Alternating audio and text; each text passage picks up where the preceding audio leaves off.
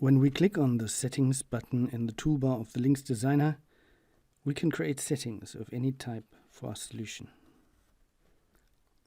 Settings are configuration values and secrets that cannot be altered by the program during normal execution. Settings allow us to manage values we want to use in multiple places in our program, or values that will change between environments, like database connection strings or file paths, for example.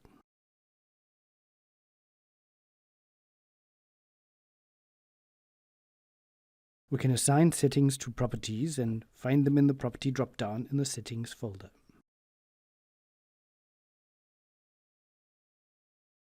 When we deploy our solution, we can override any settings in the settings screen in the Linx server. Setting values that have been overridden on the server will never be reset when a solution is redeployed from the Linx Designer. Values of secret settings are never deployed with a solution and need to be defined after solutions have been deployed to a Linx server.